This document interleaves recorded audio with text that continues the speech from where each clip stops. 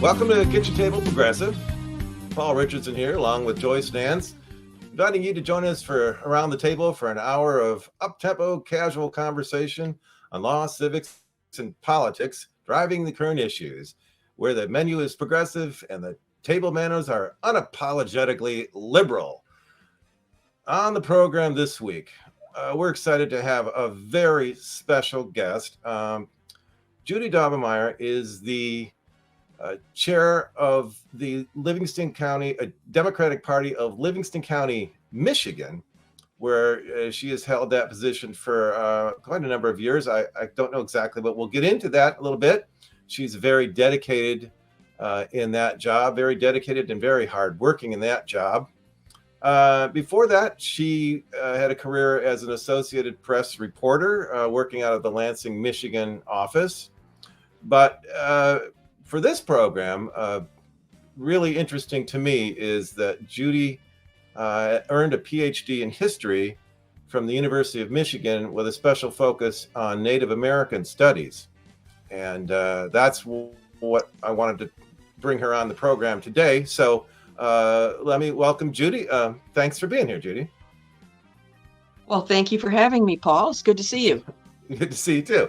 So, well, we've wanted to talk about Native American studies. I think it was about the first program we had. It was the beginning of July, and we were reviewing the Supreme Court decisions from last term that came out in June, and one of them was Arizona versus the Navajo Nation, and it had to do with water rights on the Navajo reservation. And the Navajo tribe actually, other than this case, has had a few cases in the last 20 years in the Supreme Court. But as I was reading the facts of this case, it just seemed so terribly inequitable for the Navajo tribe. And it seems so unfair. And frankly, I mean, I don't know anything about Native American issues or studies, but I know a little bit about the Supreme Court cases and the law. I don't think the Native American and indigenous peoples have ever won a case in the Supreme Court. I'm not saying they haven't won a case in federal court, but in the Supreme Court, they have never won a case. And it just seems so inequitable. And we'll talk about some of the treaties and stuff later. But I kind of wanted you to tell us a little bit about the basics of, I want to say, indigenous peoples and native cultures, because it's not just one culture, right? It's a many cultures, isn't it? That's right. Very diverse. Hundreds of tribes, 650 tribes, many differences among them. So, and people overlook that and tend to conflate Indian with some sort of generic stereotype they have of Native people. And so can we just talk about, I mean, for instance, what is a tribe? I know when I first mentioned this to you, you said it's very complicated about Native identity, indigenous identity. And you mentioned, for instance, Elizabeth Warren and that whole thing. And it's very complicated. Is it for an individual as complicated as describing a tribe? And what is a tribe anyway? Well, a tribe is basically a European invention. Many indigenous people, like here in Michigan, they lived not in a single tribe, but in a band, a small band of maybe a couple hundred people. And they would share language and culture and spiritual beliefs with neighboring bands, but they didn't consider themselves a tribe. They were independent and had their own rulers, and they would come together for meeting a common threat, for example. But European governments found this very, very messy. They didn't like having to deal with all these different leaders. So they would find a leader in the area that they could deal with, that was receptive to European advances, and they would declare that person a chief of the community, of all of the bands, and they would try to cement his position of authority by giving him a lot of trade goods. that he could distribute to people and to sort of persuade them to recognize him as their leader. And because Mhm. this wasn't necessarily a legitimate ruler, there would be a lot of disputes if this person would sign a treaty, for example, Oh, or yeah. purport to speak on behalf. So it really is not necessarily something that existed in all areas for all Native people traditionally. The whole idea of tribal associations, however, became a reality in more cases in the 1930s during the FDR Hmm. administration when the Indian Reorganization Act was passed. And this encouraged tribal communities to adopt constitutions that are sort of modeled on a democratic government, which a lot of them did. And those are what exists today in terms of a tribe. And that's Hmm. who deals with the federal government on behalf of the people. Some of I them see. can Yeah. be very sophisticated, like the Navajo with the Supreme Court, Mhm. legislative body, a president, and so forth.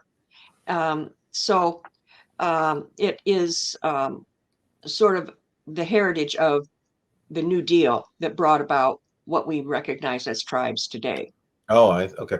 Well, so what you're saying about the European kind of imposing a tribal structure, I wonder if that comes from, for instance, things like the Scottish clans, which I remember. I've gone to the Scottish Highland festivals and found I'm Scottish and Scottish descent, and found my our coat of arms, Richardson. We belong to the Buchanan clan, and I think that it was maybe there were about 20 families in the Buchanan clan. So that something the Europeans just decided, well, we'll just impose this model on native cultures, and that will. So in other words, we just got shoved in, and we'll decide which Buchanan of the native chiefs will be. And I was going to say, yeah, there's a lot of disagreements because so did our tribes, um how many I'm sure to ask, what's the family structure? Is it an extended family? What sort of relationships did they have in that regard? So many tribes were matrilineal. That is, they Oh. uh, reckoned their descent through their mother's line. Ah. And as a result, the woman in a tribe had a lot of uh, power. And it was very much not a patriarchy. Everybody had a gender role, but they were more equitable. A woman, for example, if she wanted to divorce her husband, she would Mhm. put his belongings outside of the dwelling, and that Mhm. was a sign that he was to leave. The woman often owned the dwelling because usually she had constructed it. The children would stay with her, and she would own the dwelling and everything in it. Child rearing was more responsibility of grandmothers, the woman's brothers, and the woman herself, rather than the husband so much. But everybody in the tribe really looked after the children, and discipline was very um, instructive Mhm. and not punitive. You tried to teach your children what to do right rather than Mhm. punish them or Interesting. spank them and so forth. So it was very soft and loving, very different from European ideas of child rearing. So that I have to imagine that, and I'm going to ask another question later about language. But if that's the case, that native and indigenous children and the males would have had a very different type of upbringing than European males, where there was a heavy patriarchal influence in this manliness and so on. I would guess that those cultures, right from the get go, had a difference of orientation completely. Oh, absolutely. So Native people had a lot of personal freedom. Their rulers were not like kings who told them what to do. It was ruling by consensus. But as you grew up, you were taught that yes, you had personal freedom, but you always put the community first in what you did. If you were going to, decide that, hey, I'm going to make war on this band over here because they insulted me, and you could round up a bunch of friends and go do that. You might also consider, how is this going to affect the community? So Hmm. it was personal freedom, but it was also community responsibility, and it was not necessarily individualism. It was the community really came first. Hmm. So what that was imposed by Western model on tribal what a tribe is, then how did the government determine what constitutes a tribe? How did they section out? Because there were obviously, or was that just a matter of political convenience? And of course we have the relocations and so on. Is that how did the government determine who's who in the zoo, so to speak? Who they could get to make a treaty with. So Oh. often the treaties came about as a result of a war, Hmm. a conflict between European settlers, European governments, and the native people. Or sometimes it came about as a result of a desire to trade. For example, the French were much less about obtaining land and more about trading with local people in the fur trade. So they Hmm. would make agreements with whoever they could find that they could agree with. Often it was cemented by a marriage of the fur trader with the local community. And so they would, recognize them that way. The British, generally, it was a result of warfare. And to settle the war, there would be a treaty that generally involved giving up land Hmm. um, and receiving certain things in return Hmm. for the land cessions and a cessation of hostilities. This Hmm. could mean they would receive annuity payments, they would receive rations, which often were substandard or never materialized, some years at all, Hmm. trade goods, cloth, kettles, perhaps eventually muskets, uh, then as well as maybe some education that they might receive. They might retain hunting and fishing rights, even on the land that they gave up. And this is true in northern Michigan. Tribes still retain hunting and fishing rights in some areas of northern Hmm. Michigan. And of Yeah. course, water rights sometimes. Okay, hold that thought, and we'll be right back.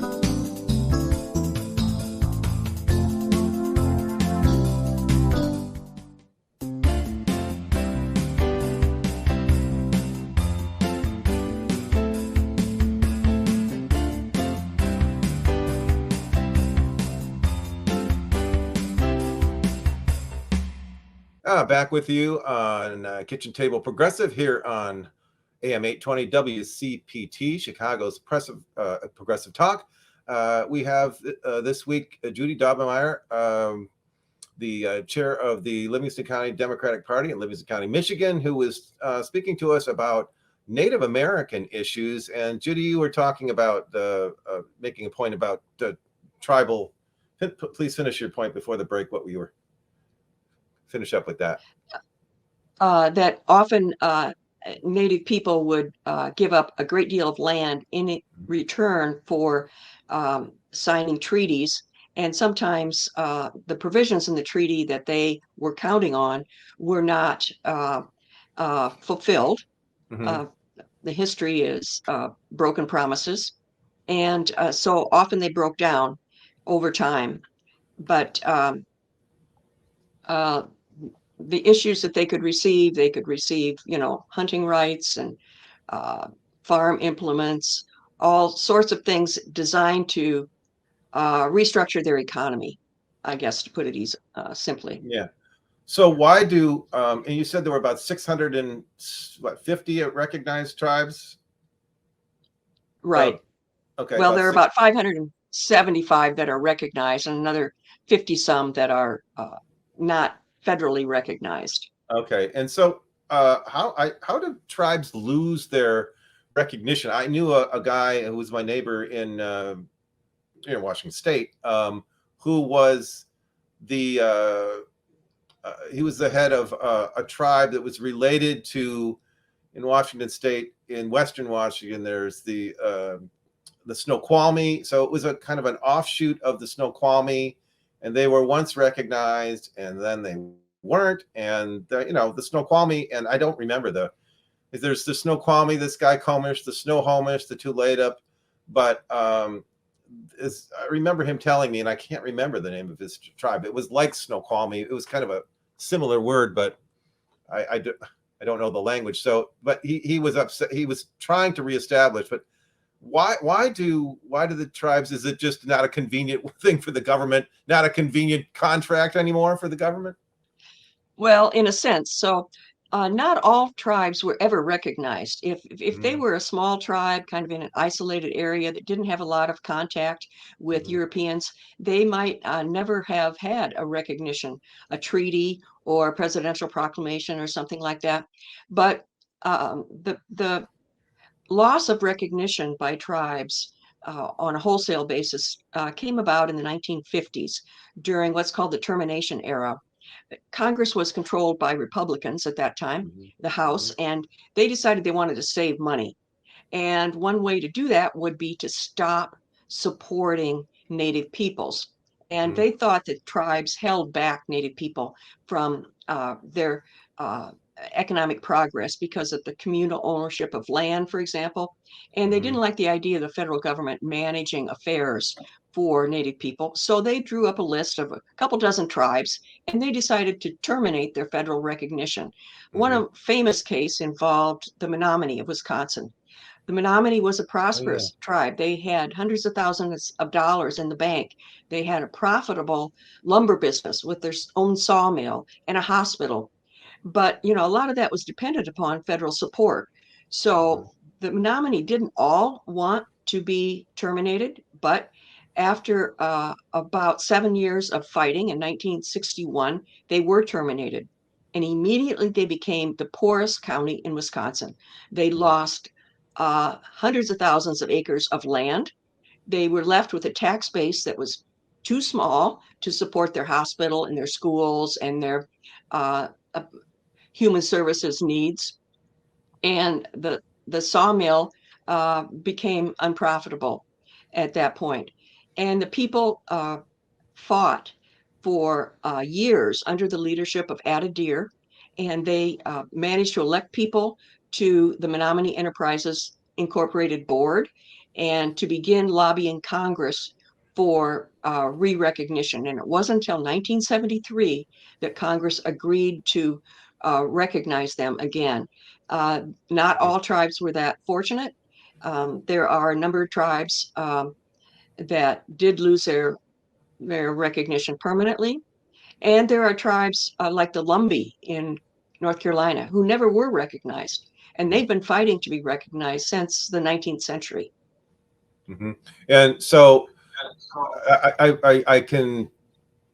There are obviously larger and more familiar tribes. Like I said, they're common to our their names are common. The Chippewa, the Cherokee, the Lakota, the Navajo, I guess these are the big tribes. So the just from this first segment we've doing on socialization, obviously from a sociological point of view, the indigenous people were highly civilized, but we have this stereotype of Indians being savages. As a matter of fact, the word appears in the Declaration of Independence. Thomas Jefferson refers to them as savages, that King George has incited the savages against us. And you think that it must be a lot of egregious behavior on the part of white people and people who are trying to settle this country, that if people who were socialized by their mothers and very peaceful, peace-loving people would be then termed as savages. Well, how did this come about? Is it just you play our game where we're going to call you a savage and the only good Injun is the dead Injun? Yeah, we know all the slang terms, right? Right. So the Europeans had a very narrow idea of civilized. Their idea of civilized was a community that farmed, that had private ownership of property, that practiced the Christian religion, that had a written language, and that was literate. And Native people, they did farm, but the farming was done by women in many communities, so that wasn't recognized. It was small scale. It wasn't. It was for subsistence. So they just didn't meet the criteria that Europeans had set up as being a civilization. But of course, we recognize Native people today as, of course, having had a civilization of their own, Sure. and reject the Eurocentric ideas of the past. Right. And so, what is there, in terms of the treaties with the United States, were there some major issues, or in most treaties, what I could find was a lot of it had to do with water rights and water use. Is that in land? I guess it's water and land, isn't it? It comes down to. Water and land. So the big issue was always giving up land, because Hmm. conflict often arose because of um, conflict between European settlers who came in and wanted to farm land that native people inhabited, and native people who resisted that. And Hmm. so conflicts would result, and and native people would eventually lose, usually, and they would be required to give up land. And they might be compensated, a pittance per acre, for Hmm. example. And this again would be paid to somebody that they decided was the chief, and he would distribute it. And they'd give up, um, uh, depending on the areas, water rights could be an issue, Hmm. and hunting, fishing, Right. and compensation of other forms like rations and Right. annuity payments, which may Right. or may not have materialized. So to say that the native peoples, indigenous peoples, the tribes are sovereign nations, that's really a misnomer. I mean, what I could see is, for instance, in this one Supreme Court case in the Cherokee versus the Cherokee Nation versus Georgia, the Supreme Court said that the Cherokee Nation wasn't really a foreign nation, so they were suing to bring it to the Supreme Court. The Supreme Court did not have original jurisdiction because the Cherokee Nation wasn't really a nation. Yet at the same time, and this was in 1831, and at the same time, though, in Worcester versus Georgia in 1831, they said the Supreme Court ruled that the state of Georgia doesn't have the authority to make regulations on the Cherokee lands because the Cherokee are a sovereign nation. It's just doublespeak.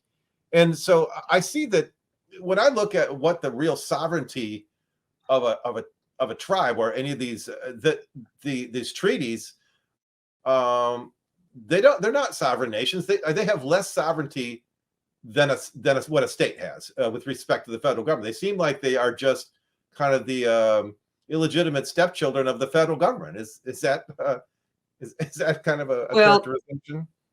I wouldn't say that. They existed prior to the federal government. Sure. So they are, in that way, they're sovereign. Some of them do things like issue passports that are Hmm. recognized by other nations, like the Okay. Iroquois. So that is an exercise of sovereignty. They are they are domestically sovereign. They can't conduct foreign policy in a sense. They Right. can't make treaties with other nations, but Hmm. they can control uh, on their reservations, on their land. They can tax, they can set up their own government, they can um, run schools, they can um, provide zoning rules, for example. So they do a lot of things. The sovereignty is restricted in a couple areas. For example, a major crime. When a major crime is committed on an Indian reservation, such as murder, it is Hmm. not prosecuted by the tribe. It is Hmm. prosecuted by the federal government. Right. So that is one infringement on their sovereignty. And even the Indian Gaming Act, which seems to grant Native people the authority to conduct all many kinds of gaming on their land, is an infringement on their sovereignty because it does require approval. So yeah, there are um, infringements on their sovereignty in many areas, but they do retain some sovereignty that even states don't have, such as the ability to issue passports. Mm-hmm. Yeah. Well, one of the cases I was reading was Lone Wolf of the United States. Maybe that's it, but it was a case in which the treaty said that it would take 75% of the male members of the tribe to change the treaty, and yet Congress unilaterally went and changed the treaty, and the Supreme Court said that's fine. So in other words, the restriction, it was really kind of a it was kind of a more of a restriction on the native tribe, I don't remember which tribe it was, but it was Congress can just pretty much do whatever they want. They are to me, it seems like in so many ways. We'll be right back. We'll pick this up in a minute.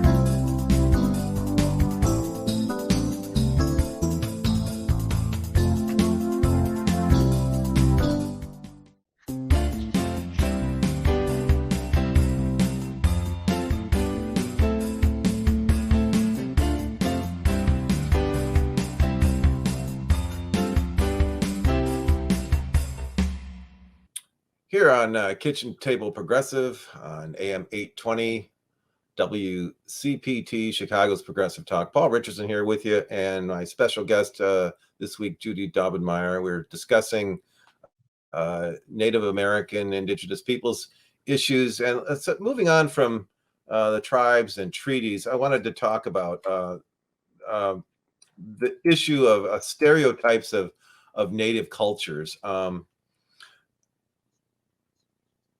I just wanted to talk a little bit about, before we move on, could you describe a little bit about what was your dissertation topic? What did you investigate in completing your PhD? So my dissertation had to do with a project involving the University of Chicago anthropology department and the Meskwaki community near Tama, Iowa. And it looked broadly at the relationship between Native people and anthropologists. For years, anthropologists had come into Native communities. They might pay a few informants to gather information, and then they'd go away and they'd write their books and advance their careers. And they were much resented by Native people. And when the students from University of Chicago showed up at the Meskwaki settlement, they quickly began to understand that they were sort of resented, and they began to understand that in order to sort of get something from the community, they needed to give something in return. And this became known as action anthropology. It was accepted that they should return something to the community. And they did start a scholarship program, for example, for the youth on the reservation, on the settlement, and they also started an arts and crafts program that employed people. So it became more of a reciprocal arrangement between anthropologists and the Native people. So that's what it dealt with. But I did notice when people asked me what I taught at University of Michigan, as soon as I said Native American Studies, they were always fascinated. Oh, that is so interesting. And I think the reason is that there is a fascination with Native Americans that is really centuries old. Beginning in the 17th and 18th century, when people wanted to represent our continent to Europeans, they used the figure of an Indian or an Indian princess in cartoons and drawings and newspapers in Europe. And they began to associate Indians with Americanness. And if you look at some things like the Boston Tea Party, when people dressed up like Indians to throw tea into the party, into the harbor, they were doing so not because they wanted to disguise themselves, who they were, but to associate themselves with this continent, with Americanness, as opposed to being British subjects. They were saying to the King of England, we're Americans now. We're not necessarily your subjects. So that was a very interesting idea of playing Indian that began to be practiced at this time. and really the fascination is worldwide.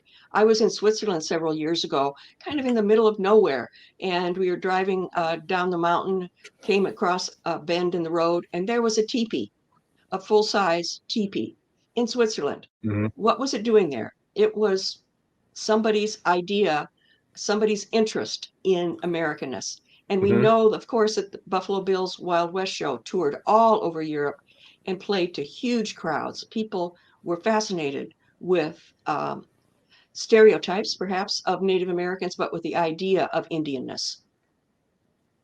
Right. And did, for instance, the teepee, because I was just going to ask about are Native Americans, indigenous peoples, they seem like the least understood and the most stereotyped of American subcultures.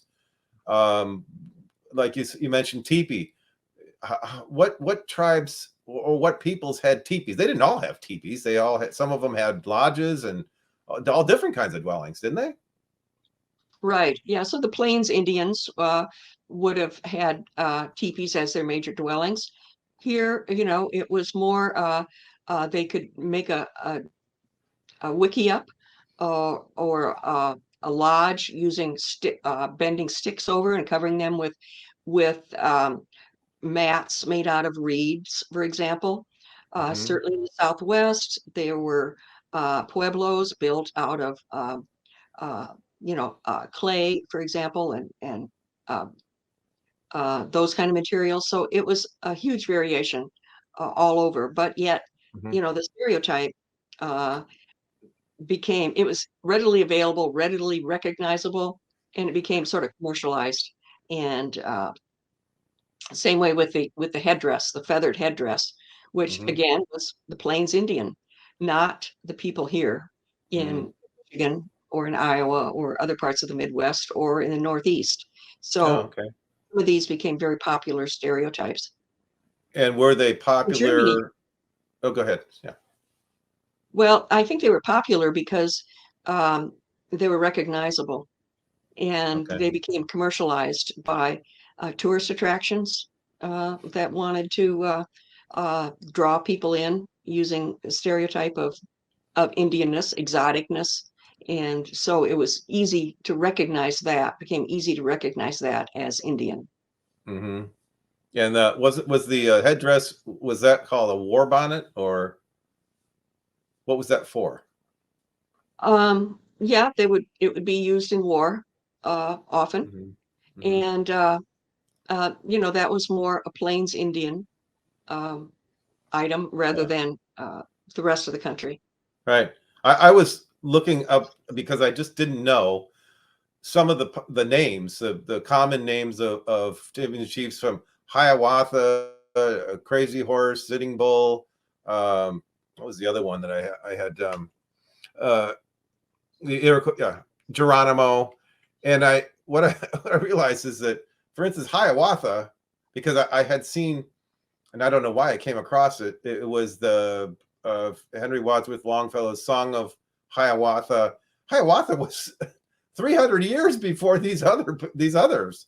Hiawatha was in the 16th century, the 1500s. Um, it's kind of like I just wondered if all this Indian lore is kind of a big conflation of not only different peoples but over centuries. It's kind of this just all stuffed together. It kind of reminds me of, we have, and maybe this is what we do as Westerners or Americans, the Christmas pageant from the Bible. We have, if you actually read the Gospels, Matthew, there are wise men, but there are no shepherds. In Luke, there are shepherds, but there are no wise men. But when we have a Christmas pageant, we just ram them all together and say, yeah, this is Christmas. This is what it's all about. And that kind of what it reminded me of um, for Native American or Indian lore, so to speak. Yeah, it went as early as Pocahontas. Yeah, and that You was, and know, when was Pocahontas? Was that uh, 1500s? No, yeah, 16, 1600. So yeah, so yeah. it's been going on a long time. Hmm. So yeah, it is all sort of mishmashed together for sure. One time, you said that we were talking, and you said that the movie Blazing Saddles is one of your favorite movies because it was so authentic. Tell us about that. Well, it has a lot of elements of the 19th century American West that Hmm. you wouldn't. It's sort of a farce, but also a lot of it is sort of based on fact. For Hmm. example, African American cowboys. Hmm. We know that there were African American cowboys. We don't know how many, maybe 10% or so of Hmm. cowboys were African American. uh, Corruption of the state governments of that Hmm. time, or the territorial governments, extremely corrupt, and you see that in the movie. The fights over railroads and getting railroads to locate in your community Hmm. were very real, because a railroad meant growth and opportunity and wealth. So, Hmm. yeah, there were just a lot of things in that movie that if you had read much about 19th century American West, you said, that's true. This is a farce. It exaggerates it, perhaps. But yeah, it was uh, not not unrealistic in some ways. Yeah, the American West is really a lot of tall tales. I was thinking an example was I was wondering because I had seen an episode of Bonanza about the Pony Express, and I thought, well, how long was the Pony? I thought, oh, the Pony Express that was only around for about 20 years. I thought maybe, and then I thought, well, let me look this up. How long was the Pony Express? This Western, old West thing that everybody thinks was around for 18 months, from April Right. Hmm. of 1860 to October of 1861. And it was a private enterprise. It was a private mail service that was supposed to get mail from the United States, which then ended in kind of the Midwest, and to get it through the territories like Nevada and so on out to the state, California, which was a state, but there were a lot of territories in between that were not states. Absolutely. Yeah, and that's why this Pony Express became a private contracting business, but it really never made it. And so that was it's very interesting how all of this um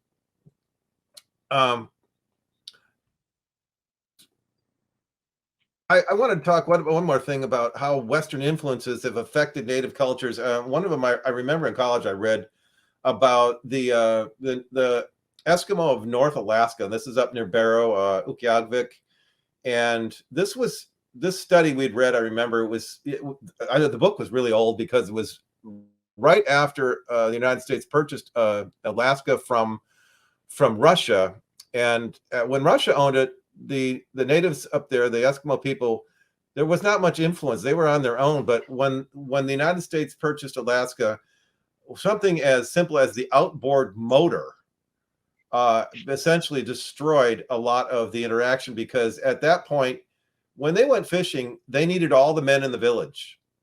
And the outboard motor made it so you don't need anybody except a few people in the boat and somebody to run the motor. And it left a lot of people, left them out, who had the other thing to do was to sit back in town and drink. So it was technology and alcohol were highly destructive. What are the Western influences? And it reminds me, by the way, of how Western influences affected the Islamic culture, because the Islamic culture. We'll be right back.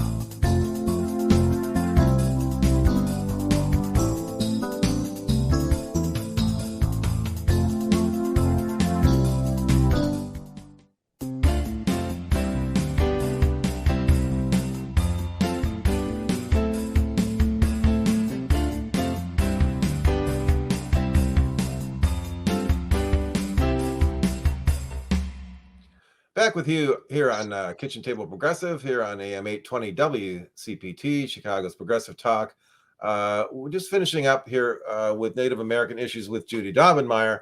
I was saying is that Western influences on Native cultures kind of remind me of Western influences on Islamic culture. The Islamic world was very well advanced, quite far advanced beyond Western European culture, and economically superior, technologically superior. Actually, I don't know about technological. It was technologically in the sense that the steam engine, for instance, was invented in Islamic world 200 years before it was in the Western world, but they didn't use it for anything productive, so to speak. But when Western influences came along, Marco Polo came along, the economics changed things, and so Western influence has had an effect on both the Islamic world and on the Native American world. Is that accurate to say? Well, definitely there were a lot of influences from the West on Native people. Diseases Mhm. were brought here, and that decimated many communities. And also alcohol, as you mentioned, also decimated many communities.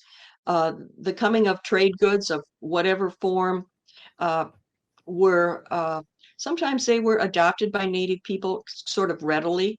Uh, Iron kettles replacing pottery vessels, for example, Mhm. because they were better. It worked better. So they would adopt them. And sometimes they used both side by side Mhm. for a number of years. Mhm. So muskets, trade cloth, all those sorts of things meant changes in perhaps gender roles and so forth. Uh, but all along, Native people, yeah, their culture changed. They Mhm. adapted, uh, they survived, and they persisted. Yeah, the Native people of today are not the same as the Native people of 200 years ago, but that does not mean they're not authentically Native people. They Mhm. still are. Their cultures have changed and they've had to adapt, and they've done that through the centuries. I mean, they're still here 500 years after Right. European contact. They're not Right. gone, they're still here, and they're still Indian, whether they look exactly like the native people of 200 years ago or not. They're Mhm. still native. Right. Well, it's been a fascinating and very enlightening discussion on indigenous peoples and native cultures. But I don't want to let you get away without, and we only have probably about 10 minutes left. But I want you to talk a little bit about your role as the chair of the Democratic Party of Livingston County, Michigan. We've had here on WCPT AM 820, Chicago's Progressive Talk. I know that the chair of the party of the Michigan State Party, Leva Barnes, has been on with the Big Picture with Edwin Eisendrath on Saturday afternoons on WCPT. Um, but talk about first of all, let's talk about describe Livingston County, Michigan politically. What is how would you describe it? Well, Livingston County is an ex-urban county. We're not exactly a suburb. Uh, we are a place where most people who work outside the county, and they commute to Detroit area, to Oakland County, to up to Flint, to the capital in Lansing, to Ann Arbor. So we remain one of the wealthiest counties in Michigan. Hmm. As a result, there are a lot of sort of McMansions, large homes on 1 acre, 3 acre, 5 acre plots of land. And we have been, right now, we're about a 58, 57% Republican, 43% Democratic area. Hmm. Hmm. And that's something we've been working on for a number of years to change that. Our party, the Republican Party, is dominated by the MAGA faction. They've pushed out all of the moderate Republicans from party control. And we are a hotbed for Moms for Liberty. So our school boards, our meetings are dominated by discussions about LGBTQ. Hmm. Our county commission is constantly concerned about COVID, about taking federal money that might have strings attached to it. It's just You the mean focus about denying COVID and on not MAGA. taking the money? About Right. denying COVID and not taking the money is right. That's what you mean, right? Yeah, they don't want to take money, even grants that they have accepted for years.